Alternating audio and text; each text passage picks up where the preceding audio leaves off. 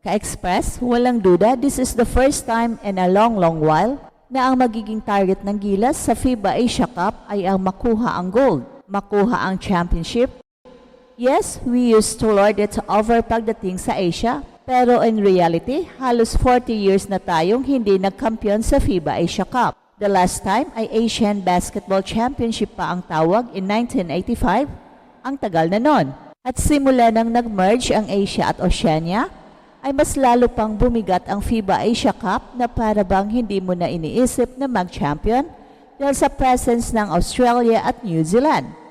Okay na tayong outside sa podium finish. Pero hindi na ngayon. Nag-level up na ang target ng Gilas, especially Coach Tim Cone. Hindi man direktang sabihin ni Coach Tim, pero alam mo na ang target ng team ay nothing but a championship. In fact, alam ng lahat na gusto ni Coach Tim na mag-top sa Group D kahit meron New Zealand sa ating grupo. Kung noon, ang sasabihin ng lahat na okay nang mag-second sa Group D dahil nga may New Zealand. Pero ngayon, gustong talunin ng Gilas ora mismo ang New Zealand dahil gusto ng Gilas na makarating sa finals, possibly against Australia. At eto ang first time na championship contender na ang Gilas sa FIBA Asia Cup. Ka-Express, may isang napakainit na balita ngayon sa mundo ng basketball na siguradong magpapakapit sa inyo hanggang dulo ng video na ito. Isang kwento ng matinding pagbabalik ng pangarap na halos 4 na dekada ng nakabinbin at ang bagong pag-asa para sa buong bayan.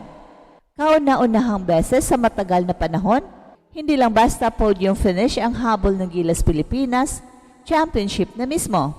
Yes, Ka-Express, ang target natin ngayon sa paparating na FIBA Asia Cup ay ang gold. Hindi lang ito ambisyon, ito ay misyon. Kung titingnan natin ang kasaysayan, matagal ng panahon ang lumipas mula nang huling nakuha ng Pilipinas ang korona sa FIBA Asia Cup na dati tinawag pang Asian Basketball Championship. Huling naghari ang Pilipinas noong pang 1985, isang panahong karamihan sa ating mga manonood ngayon ay di pa ipinapanganak. So isipin mo yan, halos 40 years na tayong uhaw sa gintong medalya sa competition ito. Pero habang lumilipas ang panahon, dumarami na rin ang mga bansang humahabol at sa huli napag-iwanan na tayo. Lalo naging mahirap ang laban, simula ng pagsamahin ng FIBA ang Asia at Oceania sa isang rehiyon. Kasabay ng pagsulpot ng mga bagong kalaban tulad ng Iran, Lebanon at Korea, dumagdag pa ang mga dambuhalang bansa gaya ng Australia at New Zealand. Hindi lang basta dagdag, they are on another level. Australia in particular is a basketball titan at sa bawat edition ng FIBA Asia Cup, simula nung merger na yan, tila tinanggap na lang natin na hanggang best effort na lang tayo. Basta makapasok sa quarterfinals o kahit bronze, parang okay na. Hanggang doon na lang ba talaga ang kaya natin? Pero ngayon Ka-Express, ibang usapan na. Iba na ang ihip ng hangin. Sa pagpasok ni Coach Tim, bilang bagong head coach ng Gilas Pilipinas, may bago tayong direksyon. Hindi man tuwirang sinabi ni Coach Tim, pero ramdam mo na sa bawat bitaw ng salita niya, sa bawat practice, sa bawat desisyong ginagawa ng coaching staff, gold ang inaasinta nila. Hindi lang basta laban, hindi lang basta exposure, laban para sa kampyonato, laban para sa kasaysayan. Hindi ito yung tipong wishful thinking lang, may konkretong basihan ang tiwala ng coaching staff at ng buong bansa. Sa ilalim ng bagong programa, makikita mo ang may strategy, may disiplina at may determinasyon. At hindi lang ito puro salita, pinatunayan na natin ito sa mga huling laban ng Gilas. Tandaan nyo Ka-Express, hindi matatawaran ang pinakita ng Gilas sa Asian Games kung saan nakuha natin ang gold medal matapos ang mahigit 6 na dekada.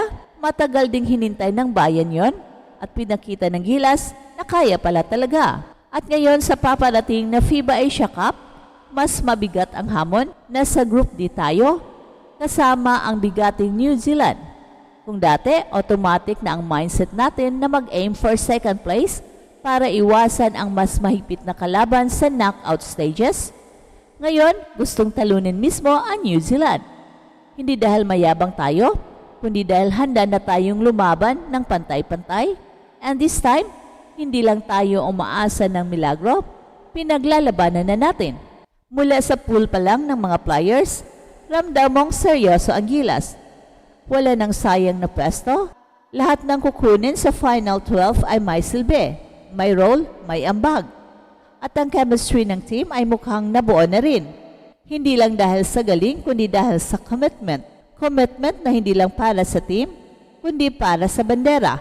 Isa pa sa mga dahilan kung bakit positibo ang outlook ng Gilas ay dahil may inspirasyon tayong bago, ang Batang Gilas, na kamakailan lang ay na-gold medal sa FIBA Under-18 3x3 Asia Cup.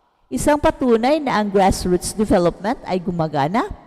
Isang mensahe na hindi lang ngayon malakas ang Pilipinas, kundi pati ang kinabukasan natin ay may pag-asa. So imagine this. Habang ang seniors team ay umaabante sa FIBA Asia Cup, may mga batang sumisibol na pwedeng maging next generation of stars.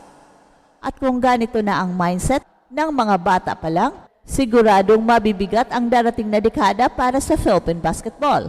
Pero ka-express, hindi lang talento ang puhunan natin dito, puso. Iyan ang trademark ng Pinoy basketball. Sa bawat drive, sa bawat depensa, sa bawat hustle play, nariyan ang diwa ng bayanihan. Hindi mo yan mabibili, hindi yan matutumbasan ng height o shooting percentage. Yan ang nagpapalakas sa atin laban sa mga mas matatangkad, mas malalakas at mas kilalang kalaban.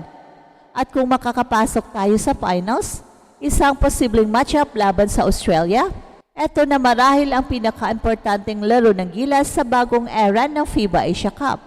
Hindi lang ito laban ng players, laban ito ng buong bayan. Imagine ang eksenang yan ka-express, Gilas Pilipinas versus Australia, finals ng FIBA Asia Cup. At ang buong Pilipinas nakatutok, humihiyaw, nagdarasal. Hindi imposible dahil ngayon pa lang ang Gilas ay handang-handa na. Kung noon ang tanong ay, makakapasok ba tayo sa semis? Ngayon ang tanong ay, kaya na ba nating maging kampiyon ulit? At ang sagot ay isang malakas na, oo, kaya mga ka-express. Sa mga susunod na buwan, abangan natin ang bawat galaw ng Gilas. Suportahan natin sila hindi lang sa panonood, kundi sa pananalig na kaya natin ang tagumpay.